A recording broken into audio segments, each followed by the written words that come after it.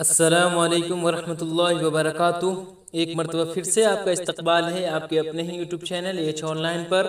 और आज मैं हाजिर हूँ 2010 में जो मॉडल सेट आया था उसके सेट 3 के साथ। इससे पहले मैंने सेट 1 और सेट 2 की वीडियो पोस्ट कर दी थी और उम्मीद है कि आपने देखा भी होगा।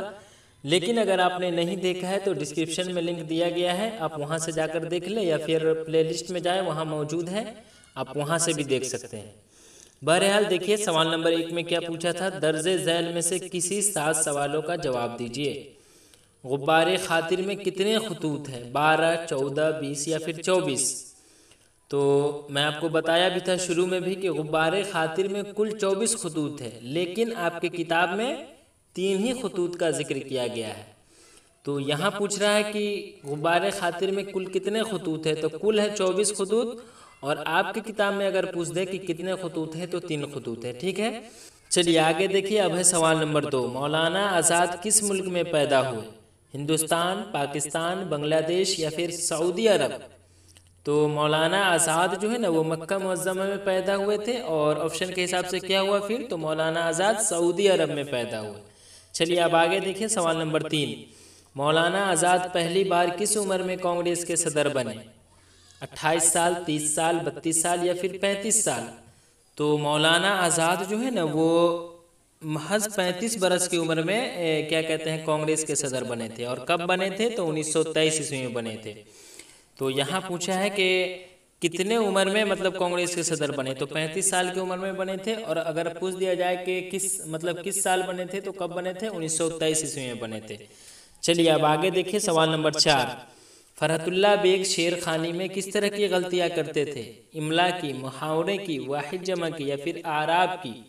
सबसे पहला सबक नज़ीर अहमद की कहानी, जिसके लिखने वाले मिर्ज़ा फरहतुल्लाह बेग है, वहाँ से ये सवाल लिया गया है।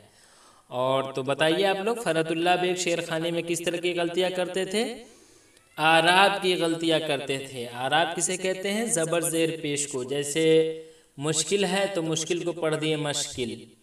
उसी तरह और भी एग्जाम्पल ले ले, जैसे मुहावरे है तो पढ़ दिए महावरे, इमला है तो पढ़ दिए अमला। तो इस तरह यही क्या कहते हैं आराब की गलतियां करते थे फरहतुल्लाह बेग शेर खानी में। चलिए अब आगे देखिए सवाल नंबर 5, सैयद सुलेमान नदवी के उस्ताद का नाम बताइए। अल्लामा इकबाल, शहाबुद्दस्नवी, मुनाजिर हसन गिलानी या फिर शिबली नोमानी। तो सैयद सुलेमान नदवी के उस्ताद का क्या नाम था, मैंने इससे पहले जो वीडियो बनाई थी उसमें बताया था ना कि सैयद सुलेमान नदवी, सीन से सैयद नाम होता है, सीन से सैयद सुलेमान नदवी का नाम शुरू होता है।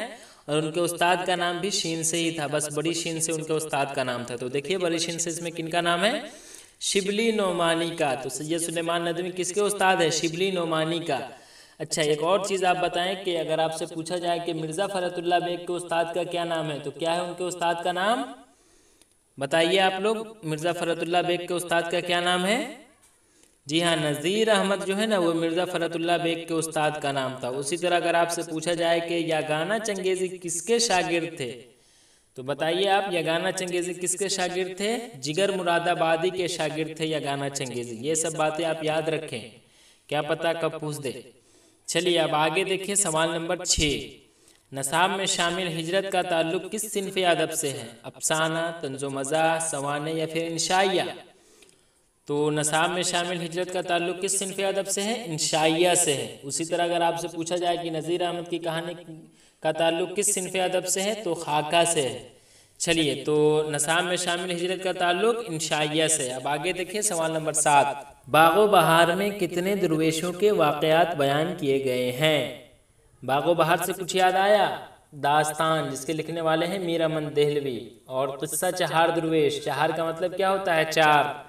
तो बागो बहार में कितने दरवेशों के वाक़यात बयान किए गए हैं, 4 दरवेशों के वाक़यात बयान किए गए हैं। तो इसका सही जवाब है ऑप्शन दाल। उसी तरह आगे देखें सवाल नंबर 8, बागो बहार में अंधे फ़कीर का ताल्लुक किस मुल्क से था, अरब, चीन, जापान या फिर हिंदुस्तान। जब मैं दास्तान सुना रहा था आपको, छठा सबक जो है मीर अमन की देहलवी की जो है दास्तान बागो बहार, जब मैं आपको बता रहा था तो वहाँ बताया था ना कि बागो बहार में जो अंधे फ़कीर है उसका ताल्लुक कहाँ से है, हिंदुस्तान से है। चलिए अब आगे देखिए सवाल नंबर 9, सलाम बिन रज़्ज़ाक़ को किस साल साहित्य अकेडमी इनाम से नवाजा गया। 2001, 2002, 2003 या फिर 2004? तो सलाम बिन रज़्ज़ाक़ को साहित्य अकेडमी इनाम से जो है ना वो 2004 में नवाजा गया था। अच्छा, मैं इससे पहले वाली वीडियो में बोला था कि 1998 में उन्हें साहित्य अकेडमी का तर्जमा अवार्ड दिया गया था, है ना, बोला था ना। तो अब कुछ लोग जो वीडियो देखे होंगे वो कहेंगे कि सर ये कैसे हो सकता है कि आप अलग अलग दोनों वीडियो में बता रहे हैं। तो देख भाई, सुन पहले गौर से। मैं बता रहा हूँ कि 1998 में उन्हें साहित्य अकेडमी का तर्जमा अवार्ड दिया गया, ठीक है ना। और 2004 में शिकस्ता बुतों के दरमियान एक किताब है सलाम बिन रज़्ज़ाक़ के, उसके लिए उन्हें साहित्य अकेडमी का इनाम दिया गया। दोनों जगह साहित्य अकेडमी का इनाम का चर्चा है, लेकिन वहाँ क्या है, वहाँ है तर्जमा के लिए अवार्ड दिया गया 1998 में, और यहाँ है कि शिकस्ता बुतों के दरमियान किताब के लिए इन्हें साहित्य अकेडमी का इनाम दिया गया।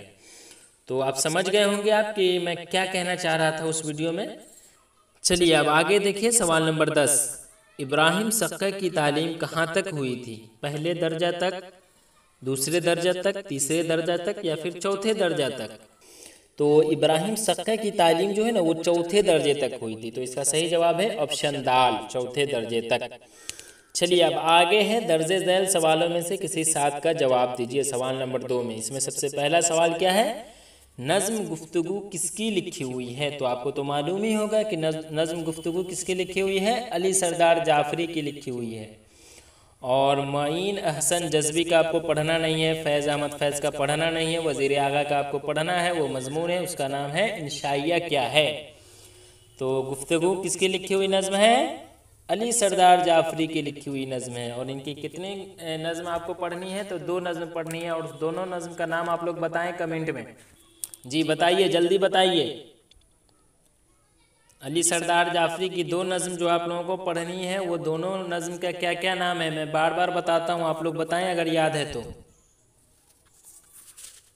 जी बिल्कुल, गुफ्तगू और मेरा सफ़र जो है वो अली सरदार जाफरी की 2 नज़्में आप लोग पढ़ा करें, क्योंकि मैं बार बार जब एक चीज़ को बोल रहा हूँ इसका मतलब है कि ये एग्ज़ाम में आता है, समझे।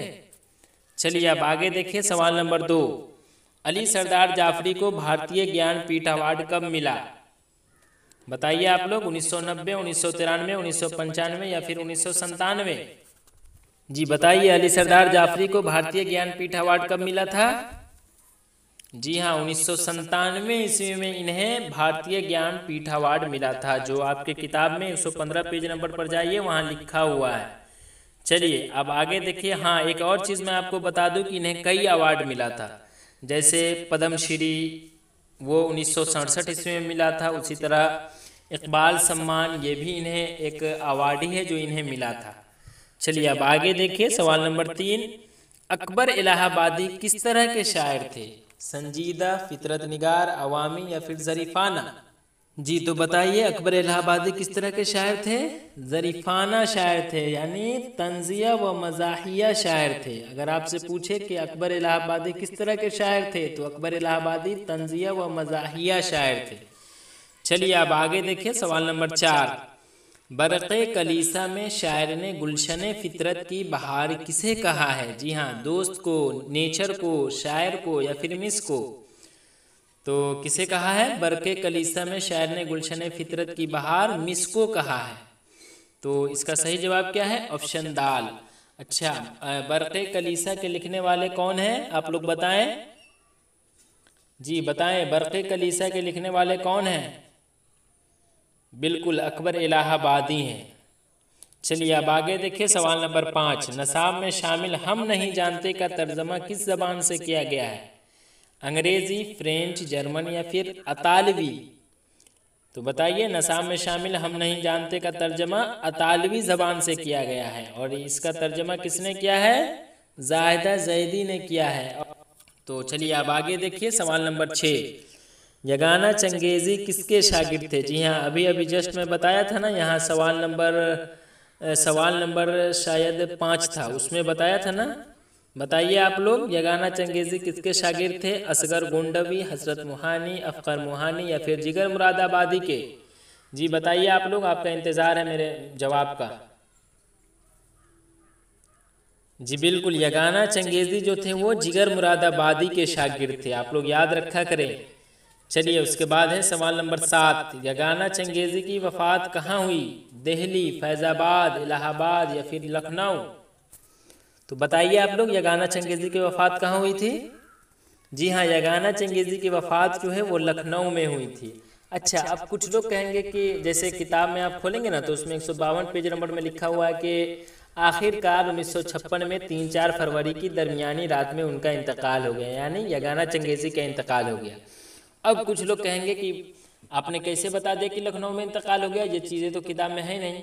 तो भाई पूरा पढ़ा कर उसके बाद आपको पता चलेगा, समझे ना। तो उसमें जस्ट थोड़ा सा ऊपर आप जाकर पढ़े तो उसमें लिखा हुआ है कि 1952 में वहाँ से वापस लखनऊ आ गए। कहाँ से? पाकिस्तान से। आप और ऊपर जाएंगे तो पता चलेगा कि कहाँ से वापस चले आए थे। तो मैं पढ़ ही देता हूँ, देखिए। यगाना के दोनों बेटे और बड़ी बेटी पाकिस्तान जा चुके थे। 1951 में बेगम यगाना भी पाकिस्तान चली गई। यगाना इस कर्बनाक तन्हाई को बर्दाश्त नहीं कर सके और ख़ुद भी पाकिस्तान जा पहुँचे। 1952 में वहाँ से वापस लखनऊ आए। यहाँ लिखा हुआ है ना, यहाँ लखनऊ आए। अपनी ज़िंदगी के आखिरी 3 वर्षों में उन्होंने बहुत मुसीबतें झेली। आखिरकार 1956 में 3-4 फरवरी की दरमियानी रात में उनका इंतकाल हो गया। तो कहाँ इंतकाल हुआ? लखनऊ में इंतकाल हो गया। चलिए अब आगे देखिए सवाल नंबर 8। खलीलुर रहमान आज़मी का मजमुआ कौन सा है? शुमाल और जुनूब, जुनूब और शुमाल, शुमाल और मशरिक, नया उहदनामा। अजीब ऑप्शन दिया गया। इस तरह का ऑप्शन बाबू अब आपको नहीं मिलेगा, क्योंकि बिहार बोर्ड बहुत चालाक हो चुकी है, समझे ना। ये तो आंख बंद करके भी लोग निशान लगा देंगे। खलीलुर रहमान आज़मी का मजमुआ कौन है? इसमें से नया उहदनामा है। बहरहाल हालांकि इसमें कन्फ्यूज़न भी भरा हुआ है, लेकिन वही बच्चे इसे आंख बंद करके जवाब दे सकते हैं जो पढ़े होंगे, समझे। तो खलीलुर रहमान आज़मी का मजमुआ इसमें से कौन है? नया उहदनामा है। और मैंने आपको बताया भी था कि खलीलुर रहमान आज़मी की 3 शेरी मजमुए आपको पढ़ने हैं, यानी 3 शेरी मजमुए हैं जो शाये हुआ था। तो उसमें क्या कौन कौन है? कागज़ी पैरहन, जो कब शाये हुआ था? 1955 ईस्वी में शाये हुआ था। और उसके बाद नया उहदनामा, जिसके बारे में अभी यहाँ पर पूछा गया है, तो ये कब शाये हुआ था? 1965 ईस्वी में शाये हुआ था। और एक और है ज़िंदगी ए ज़िंदगी, जो 1983 ईस्वी में शाये हुआ था। और ये जो 3 शेरी मजमुए हैं ना, ये अक्सर पूछा ही जाता है, इसलिए चाहे कागज़ी पैरहन पूछ देगा, चाहे नया उहदनामा पूछ देगा, या फिर ज़िंदगी ए ज़िंदगी पूछ देगा। इस तरह से भी पूछा जा सकता है कि कागज़ी पैरहन किनका शेरी मजमुआ है, या जिस तरह से अभी यहाँ पर पूछा गया कि खलीलुर रहमान आज़मी का मजमुआ कौन सा है, उसी तरह ऑप्शन में दे दिया जाएगा। जिस तरह यहाँ पर दिया गया है उसी तरह और पूछ देगा। बहरहाल खलीलुर रहमान आज़मी का मजमुआ इनमें से कौन है? नया उहदनामा है। अब आगे देखिए सवाल नंबर 9। मीर अनीस का पूरा नाम क्या था? मोहम्मद अली अनीस, मोहम्मद अली बैर अली अनीस, या फिर मीर बैर अली अनीस। तो जी हाँ, मीर अनीस का पूरा नाम जो है ना वो मीर बैर अली अनीस है। अच्छा, आपको मीर अनीस का कुछ पढ़ना है भी या नहीं, आप लोग बता सकते हैं, कमेंट में बताएं जल्दी से। जी, मीर अनीस का मरसिया आप लोगों को पढ़ना है, जिसका नाम है यारब चमने नज़्म को गुलज़ारे इरम कर। चलिए अब आगे देखिए सवाल नंबर 10। अनीस का ताल्लुक़ किस दबिस्तान से है? दिल्ली, दक्कन, अज़ीमाबाद, या फिर लखनऊ। तो जी हाँ, इससे पहले मैं किसी साल का वीडियो बनाया था, उसमें नहीं बताया था, मैं यहाँ बता देता हूँ, क्योंकि मैं सोचा था कि आप लोग कमेंट में जवाब देंगे, लेकिन किसी का कमेंट में जवाब नहीं आया था, क्योंकि शायद किसी को मालूम ही ना हो। तो खैर, अनीस का ताल्लुक़ जो है ना वो लखनऊ से है। किस दबिस्तान से है? लखनऊ दबिस्तान से। चलिए अब आगे देखिए सवाल नंबर 3। दर्जे झैल में से 5 सवालों के जवाब दीजिए। नंबर 1 में है यूजीन मुंताले किस सदी का शायर है?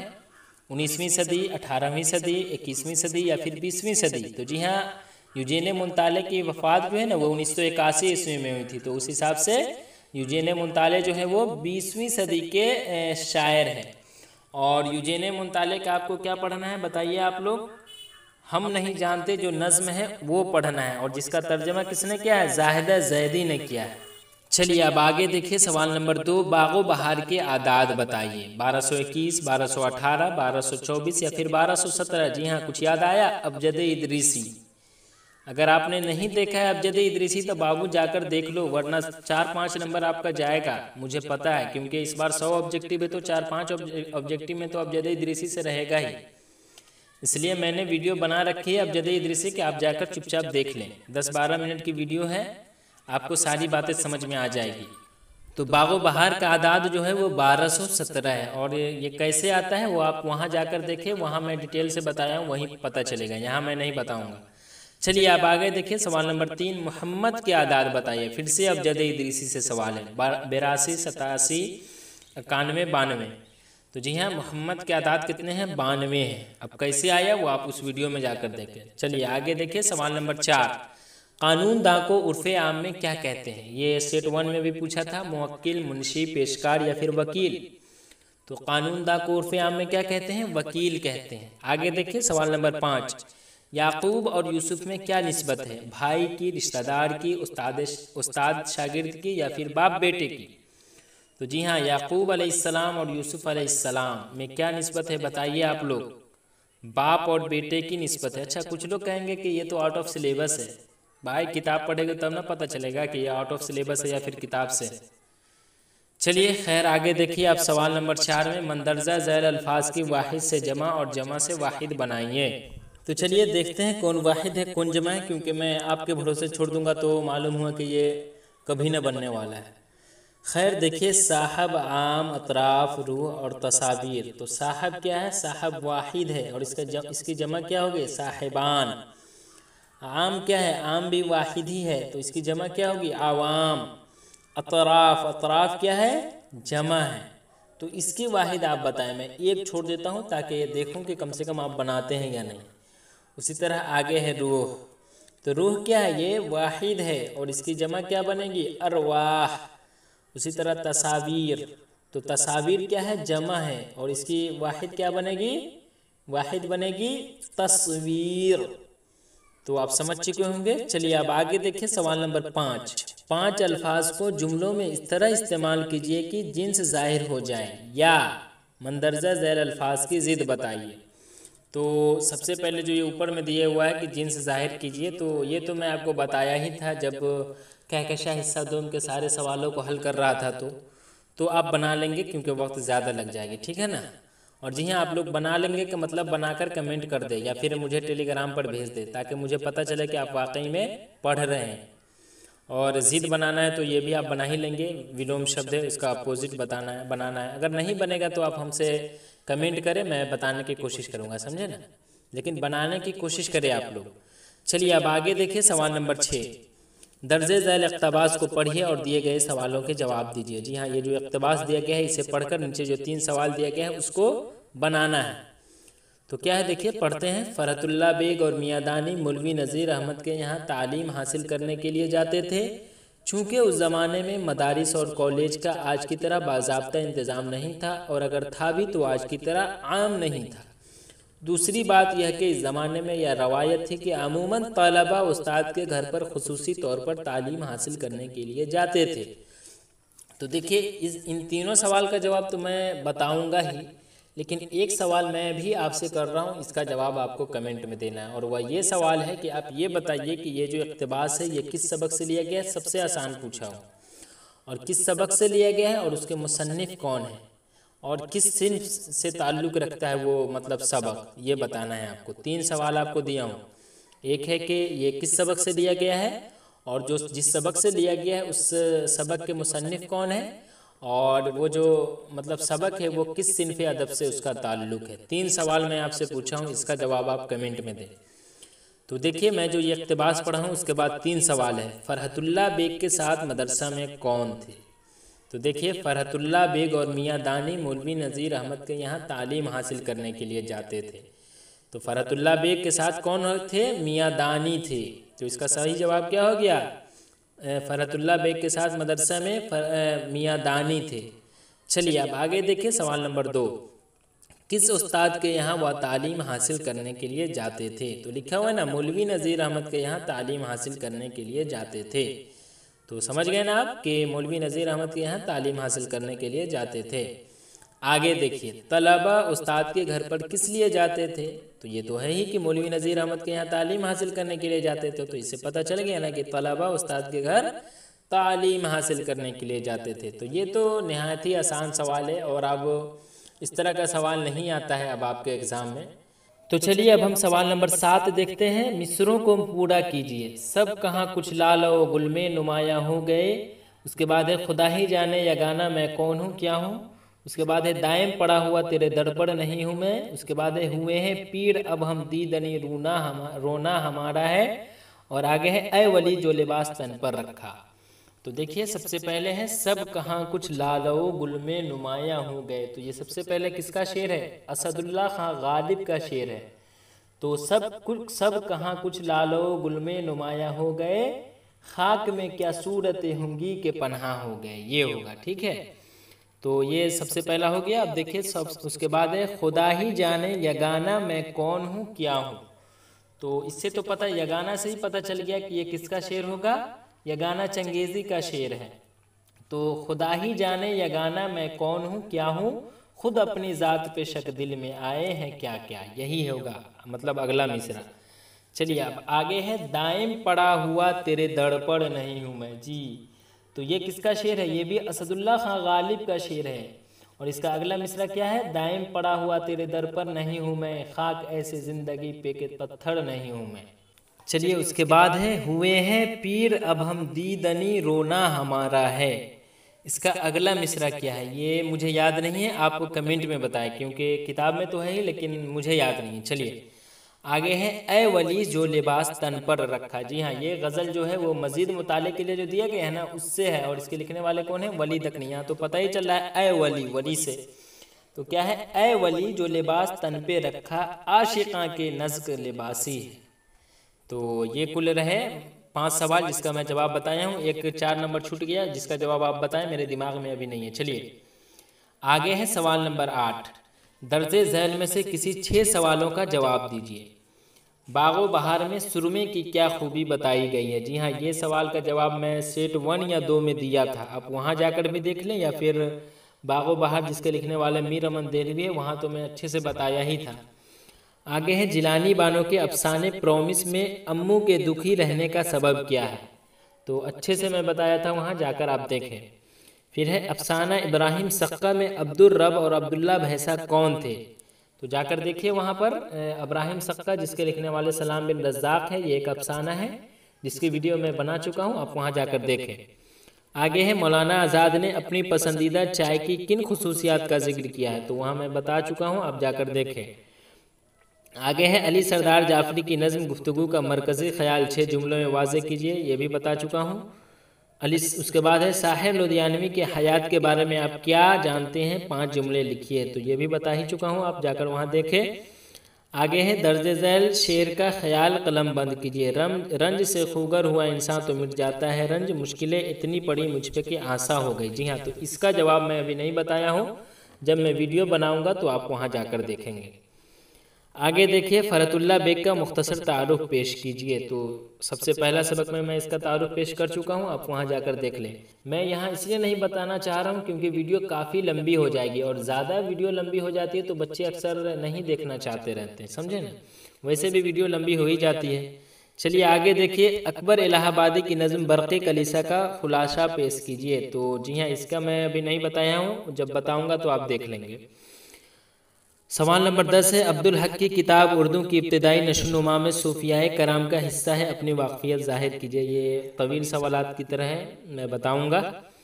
चलिए अब आगे देखिए सवाल नंबर 9 में इंशाइया और मजमून का फ़र्क वाज़े कीजिए। जी सेट 1 में भी बताया था और अगर आपने नहीं देखा है तो जाए, इंशाइया क्या है जिसके लिखने वाले वज़ीर आगा हैं, वहाँ मैं इसका जवाब बताया था। या नज़्म मेरा सफ़र में मौत की आमद से पहले का मंजर किस तरह बयान हुआ बताइए। तो आप कर लेंगे इसे। फिर आगे है नज़्म खेती का, ये भी कर लीजिएगा आप। फिर है सवाल नंबर 11 में किसी एक शेर की तशरीह कीजिए। तो जी हाँ, आप कर लेंगे इसे, बहुत आसान सवाल है। तो चलिए आज के लिए बस इतना ही, इंशाल्लाह फिर मैं सेट 4 के साथ बहुत जल्द आऊँगा। तब तक के लिए खुदा हाफिज़।